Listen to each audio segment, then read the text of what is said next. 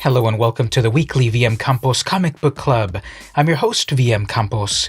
This is the podcast where I answer the question, what am I reading this week? Spoiler alert, I will be showing the interior of the book, but not the whole plot. Please go off and buy and read the original. So this is the series where I review a comic book in my collection, new or classic, and I talk about the cover, the interior art, the story, and the enjoyability of the book. Today I've got Sabrina The Teenage Witch #1 from Archie Comics. Now Sabrina's been a character that's been around since the 1960s, and this is the latest incarnation of everyone's favorite teenage witch. What's interesting to me, first of all, about this book is that this is another incarnation of the classic Sabrina, although at the moment, the Sabrina du jour is the Chilling Adventures of Sabrina version, the much darker version.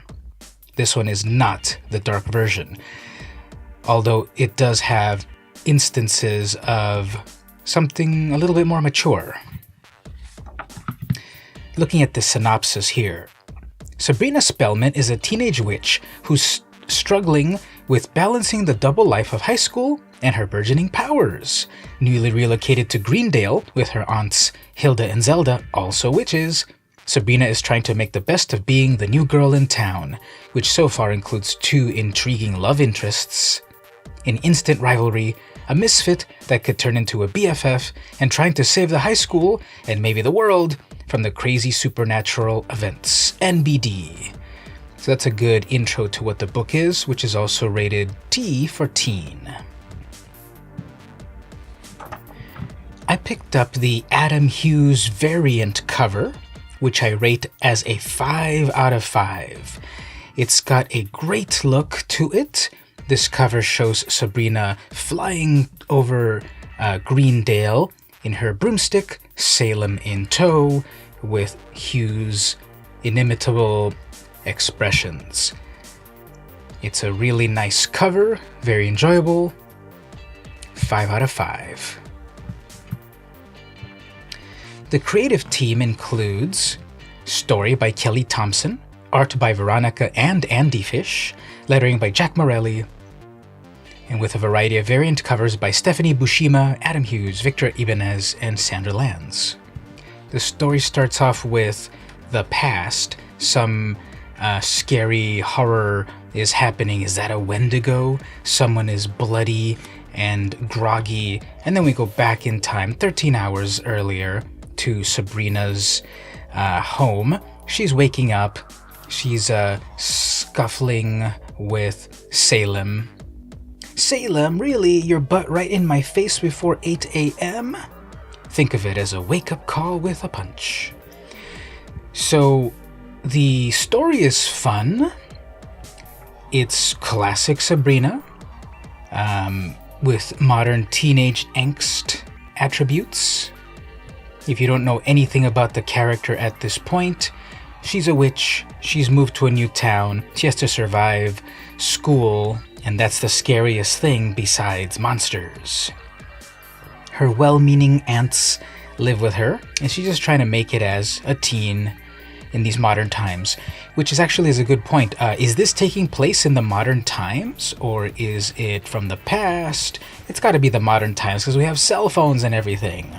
I think that kind of goes to show that the Sabrina character is rather timeless, and her trials and tribulations can be pretty universal, dealing with crushes, boring classes, bullies, all with a hint of magic. I enjoyed the story a lot. It is a good look at high school life. Is it high school or middle school? High school life, but with a macabre twist. Sabrina uses her witch powers to kind of get even a little bit here and there, but other stuff is going on that ties into a larger mythology. I can't wait to read the next issues. So the story at the moment gets a 4 out of 5, simply because in a first issue, you have to set up a lot, kind of cram a lot of things into one place, and then set yourself up for readers to return on the next issues. The interior art is also rated very highly. I would have liked Adam Hughes to do the interiors, but then the book would have never shipped. Jokes. But the fishes, Andy and Veronica, do a great job. There are a variety of interesting panel layouts throughout the book. There's, like I said at the beginning, someone's waking up pretty groggy, and there's a nice blur effects until we realize what's going on. We see some sort of scary monster. It might be a Wendigo or something else as bad. Then we cut back to different points in time. Expressions and poses are very good. There's a great shot of Sabrina's bedroom. It feels really cool, like eclectic and interesting, and a great sense of place. Salem's expression at one point at being teased is hilarious. Hilda and Zelda look like well-defined characters. And again, the expressions throughout the book are great. Revulsion, determination, fear, it all comes out very well. Panel layout varies a lot and sets up a great sense of pace in the story, and you can really focus on a variety of important topics as the layout changes through the book. Colorization is also very nice. It's nice and modern. There's gradations here and there. It's mostly flat colors, cell shading style, but with great senses of depth where necessary. So I'll rate the art as a 4 out of 5. And lastly, the enjoyment of the book. That's a 5 out of 5, definitely. I can't wait to see where the story progresses. I can't wait to see how they add the macabre elements to this, high school drama sort of thing. And I can't wait for this mean girl to get her comeuppance more. Or will she? We'll see in the next issues.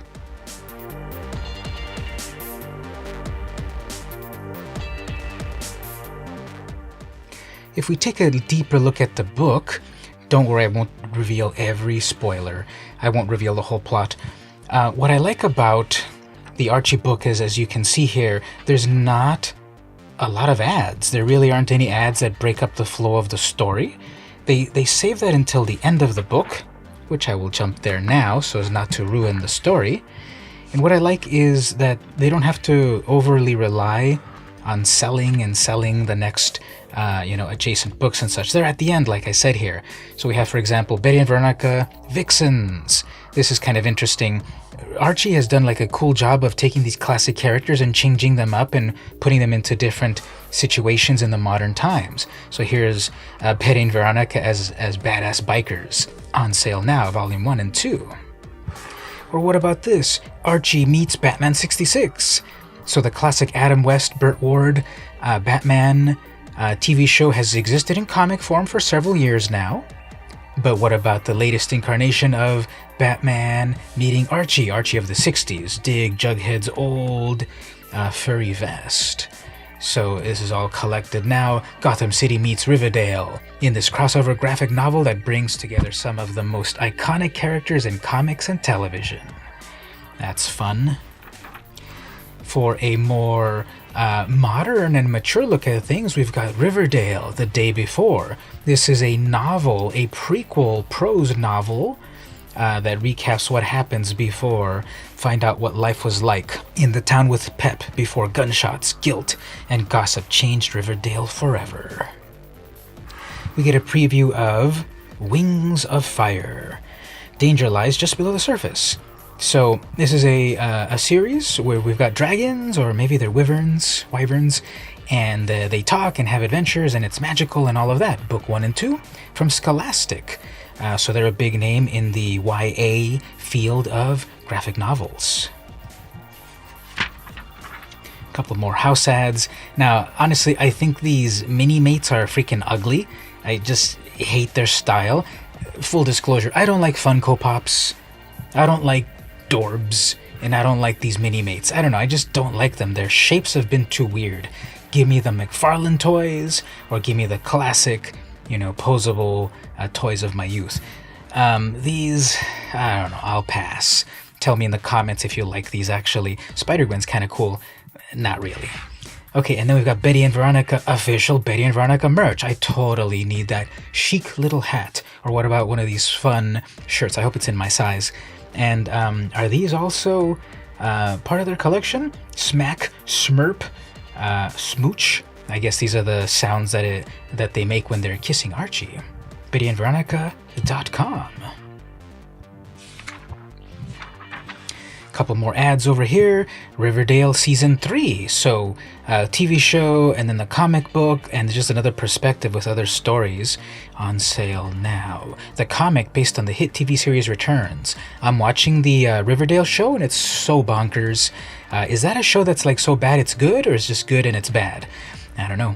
What I am missing, however, is the Chilling Adventures of Sabrina on Netflix. Full disclosure, I don't have Netflix. Yes, I know I'm a loser. I read comics. Now, a Netflix original series, Book 1, The Crucible. Now, this is interesting. This is obviously the iconography, the imagery of the Sabrina Netflix show. That's the actress. But this is advertising the Sabrina, Chilling Adventures of Sabrina comic book, which of course is based on what the TV show is based on, which I love. But what is up with this comic? It hasn't been published in like 2 years. It ended on issue 6 with a cliffhanger, of course. Come on, Roberto Aguirre Sacasa, clone yourself so you can work on the TV shows, plural, and also on the comic books. Where's Afterlife with Archie? Where's Chilling Adventures of Sabrina? Robert Hack needs to pay his mortgage, so bring the comic back. And what else? We've got, Archie Comics, the apps, and you can go also look at the more mature ones, such as Jughead the Hunger, and then the cover gallery. So like I said, I got the Adam Hughes cover, and I like these other covers as well. I like the Stephanie Buscema cover. Wonder if she's related to Sal Buscema, one of my favorite Spider-Man comics from back in the day. And then the regular Veronica Fish is also cool. I wonder if they have it in like the full art version treatment as well. Available at a comic shop near you. And besides that, I can't go very much further or I will reveal the whole plot. You have to buy the book yourself and see how it turns out. So overall, a very enjoyable book. I recommend it. I'm glad I was able to get the Adam Hughes cover. This has been the weekly VM Campos Comic Book Club. See you next week.